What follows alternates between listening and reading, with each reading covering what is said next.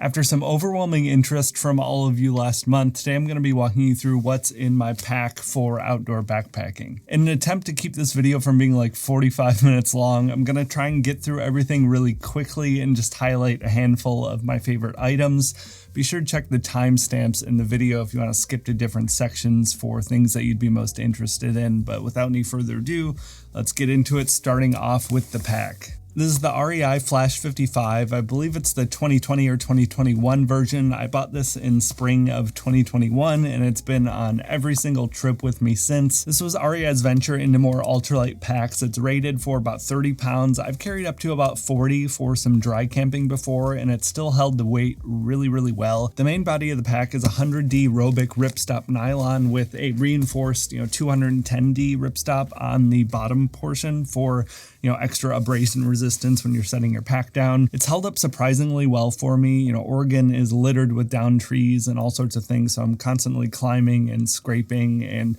there's definitely some wear and tear and abrasion, but it's held up perfectly fine and continues to be. The full kitted out weight for this is 2 pounds and 13 ounces, which is a bit heavy for an ultralight pack. I actually stripped the brain off and some of the extra straps and things, and it's just a little over 2 pounds. I think for the weight, you get a ton of structure and a really comfortable carry, and it's a pretty reasonable price too on the spectrum of ultralight packs. My absolute favorite feature of this pack is the water bottle pockets and the easy access to them. You have your typical normal side pockets here and you have your little waist pack here, but in between in this area you have a nice stretchy water bottle pocket that will hold a pretty large sized water bottle. It makes reaching and grabbing it really easy so you can stay hydrated on trail. Super important.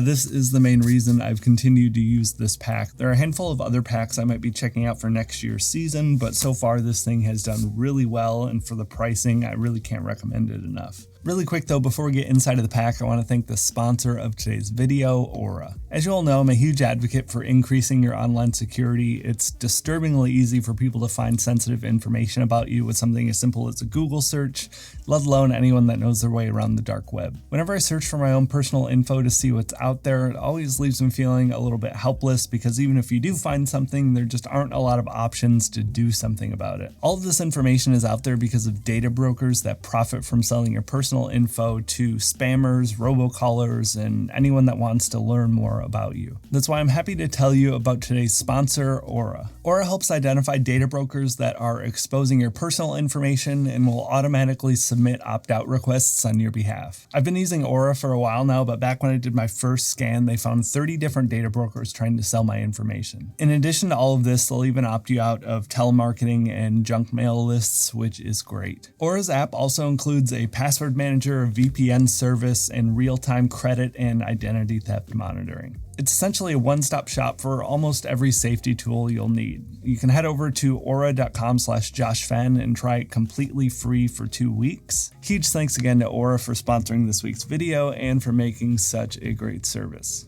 So the pack's unloaded, gonna go category by category, starting with my sleep system and tent. My tent here I have kind of a love-hate relationship with. This is the Big Agnes Copper Spur HV UL2. This is my first proper backpacking tent I ever bought. I wanted to invest in something really good quality that I knew would last me a long time, and it definitely fits the bill, but after backpacking a ton for the past few years, there are some complaints I have with it. Starting off with the weight, it comes in just a little bit over 3 pounds. I'll put the exact weight on the screen. That's light for a regular backpacking tent, but kind of heavy for an ultralight tent. I'm not a full ultralighter, but I have definitely been swinging that way. I'm more ultralight than not, if that makes sense. The other issue I've run into with this is not a problem with this tent specifically, but this style of fabric. It is a nylon tent, which nylon tents do have some benefits, but I live in a very rainy part of the country here in the Pacific Northwest, very humid, very rainy, and this thing absorbs water like no other. I've packed up after some rainy times. I was out in the Olympics last year, and this thing probably weighs 10 pounds when it's all loaded up with water. It's extremely annoying, and it's definitely made me want to move into either a Dyneema or a polyester tent. I'm definitely leaning polyester, but still checking around at a couple of options right now. Those couple of somewhat significant things aside though, I do really love a lot of things about this tent. I have plenty of space in here as a single person. It's 48 inches wide at the widest and 42 at the most narrow. So I have room for me with a wide pad as well as my gear, which is great.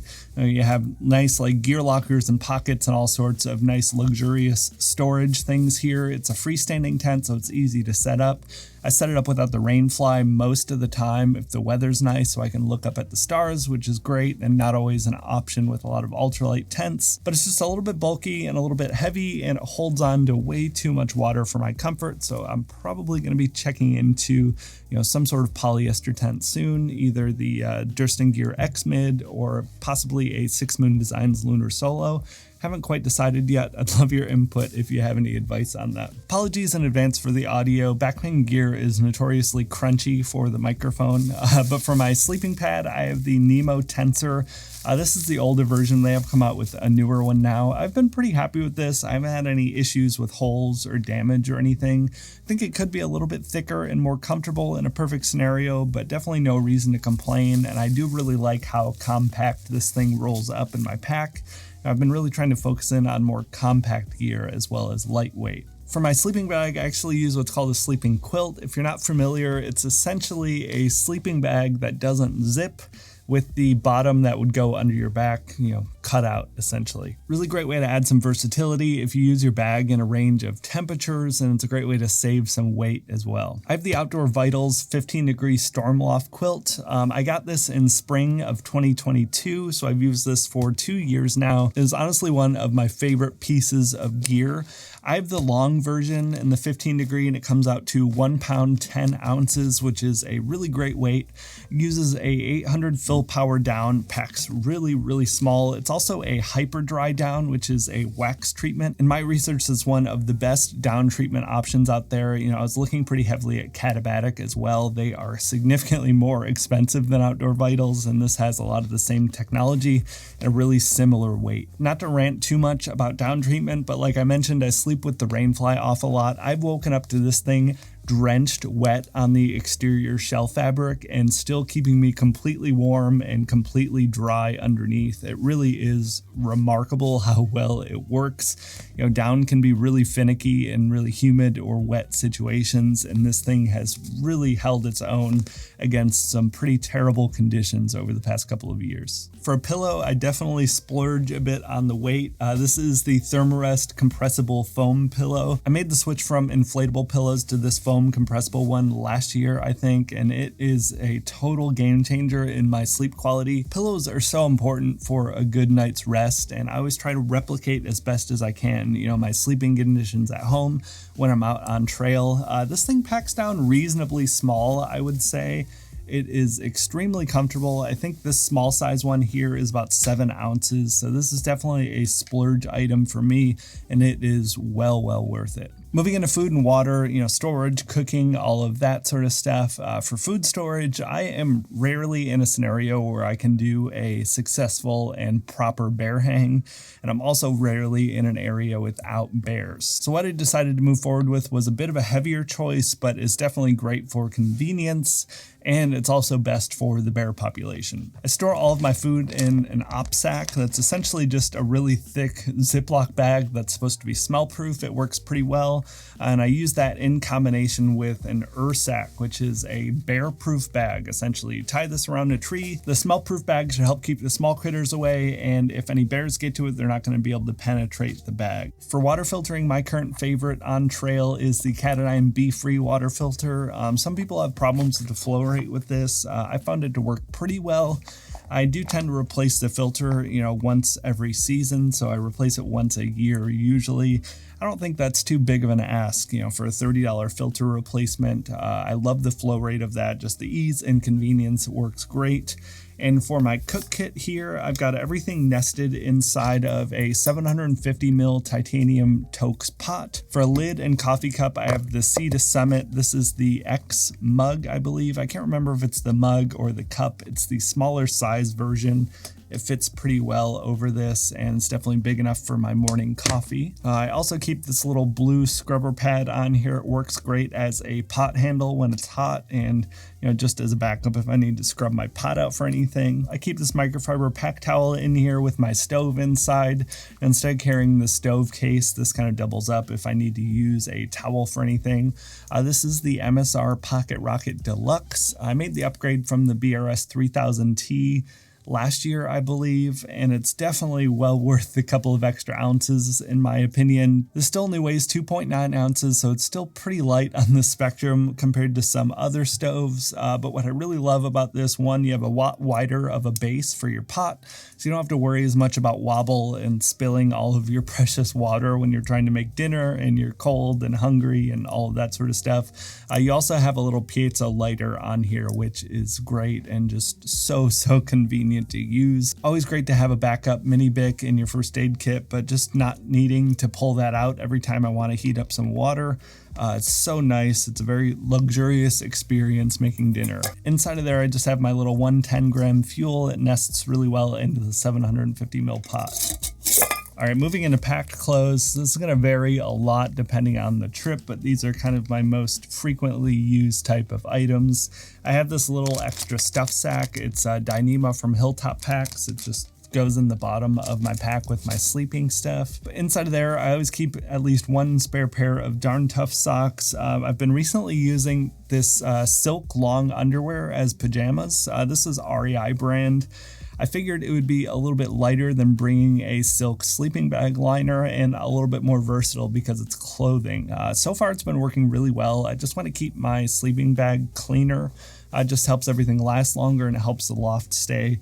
So far it's been worth it. It's only a few ounces for the set. Sometimes I'll just bring the bottom. For mid-layer, my most used is definitely the Outdoor Vitals Ventus hoodie. This thing is super comfortable. It only weighs 7 ounces. It uses what they call 3D EFX insulation.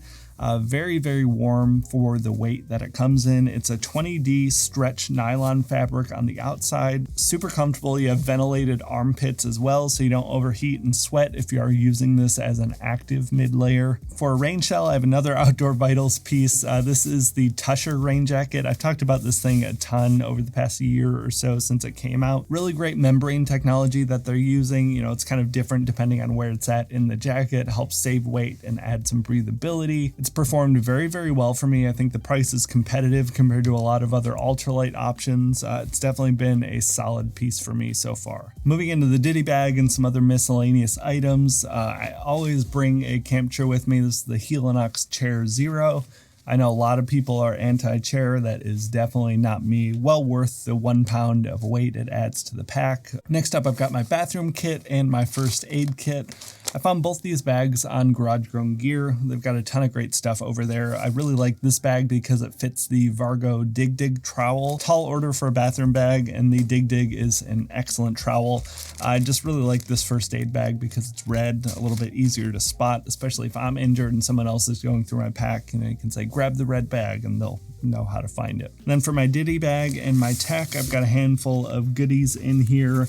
I have my Sony Link Buds. I really like the open ear headphones when I'm out there because I can still listen to a podcast or something if I'm chugging up a hill for 3 hours and still be able to hear my surroundings and be safe with that. And then also extended wear with earbuds tends to bother my ears a bit. So these are really comfortable. Not the best sound quality, but great otherwise. I got a little thing of sunblock and bug spray.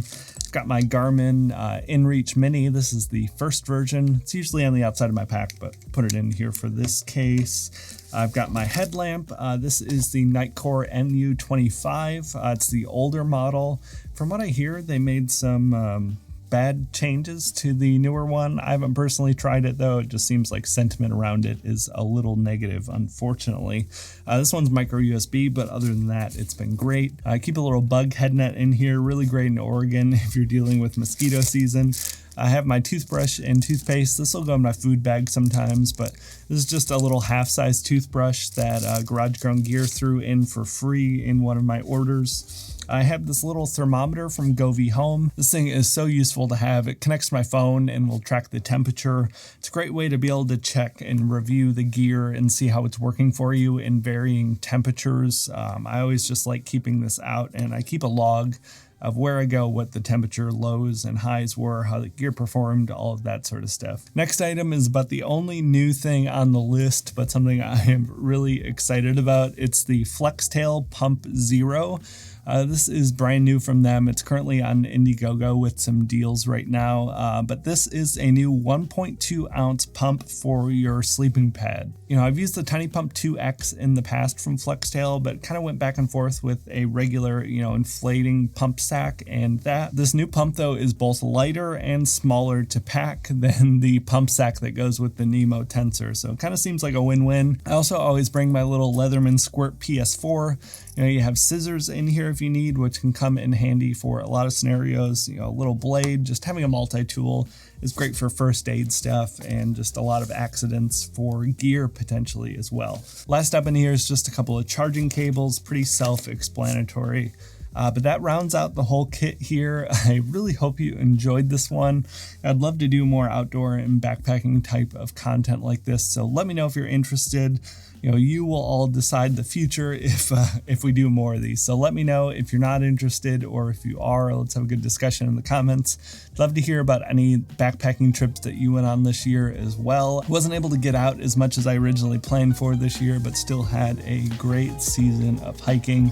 Thank you all so much for watching, and I'll talk to you in the next one.